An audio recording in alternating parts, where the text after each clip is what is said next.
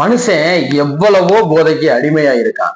ஆனா இருக்கிறதுலயே உச்சபட்சமான ஒரு மிகப்பெரிய போதை என்ன தெரியுமா? இந்த போதை நம்மளுடைய உடம்ப கொஞ்சம் கொஞ்சமா அரிச்சு அழிச்சிடும். என்ன போதை தெரியுமா? ருசி போதை, ருசிக்கு அடிமையான போதை.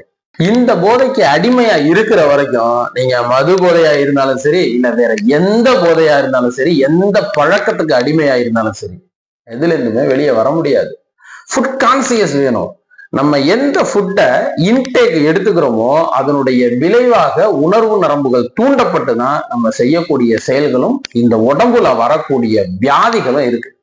இந்த உடம்புல வியாதியே வராதுங்க, நோயே வராது. இந்த உடம்புக்குள்ள நோயும் வியாதிகளும் வருது அப்படின்னா அதுக்கு காரணம் நம்ம சாப்பிடுற சாப்பாடு மட்டும்தான் காரணம். இதுலயும் முக்கியமா இன்னைக்கு பெருவியாதின்னு பரவிக்கிட்டு வர்ற சர்க்கரை வியாதிக்கு முக்கிய காரணம், மூல காரணம் என்ன அப்படின்னா நம்ம சாப்பிடுற சாப்பாடு தான் காரணம். 30 நாள்ல சரி பண்ணலாங்க சுகரை, 30 நாள்ல சரி பண்ணலாம். ஆனா யாருக்கும் தெரியறது இல்லை. யாருமே இயற்கை உணவுகளை எடுத்துக்கிறதே இல்லை.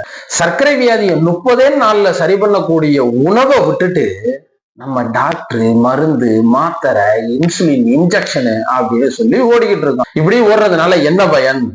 சர்க்கரை வியாதி இந்த உடம்பு விட்டு வெளியில போக போதா அப்படின்னா இல்ல, சாகிற வரைக்கும் கூடவே இருந்து மாத்திரையை தின்னுட்டு நம்ம செத்துக்காரோம். இவ்வளவுதான் விஷயம். 30 நாளில் சுகரை சரி செய்ய முடியும். நீங்க 10-15 வருஷமா சுகருக்காக டேப்லெட் எடுத்துக்கிறதுனாலும் சரி, இன்சுலின் இன்ஜெக்ஷன் போட்டுக்கிறதுனாலும் சரி, உங்களுடைய சுகரை உங்க உடம்புக்குள்ளே வச்சுக்கிட்டு இருக்கீங்கல்ல சுகரு, அந்த சுகரை வெளியே எடுத்து விரட்டி அடிக்கலாம். 30 நாளில் இயற்கை உணவை பின்பற்றுவதன் மூலமாக உங்களுடைய சுகரை, உங்கள் உடம்பிற்குள் இருக்கக்கூடிய சுகரை விரட்டி அடிக்கலாம். கீழே இருக்கக்கூடிய நம்பருக்கு தொடர்பு கொள்ளுங்கள். நன்றி.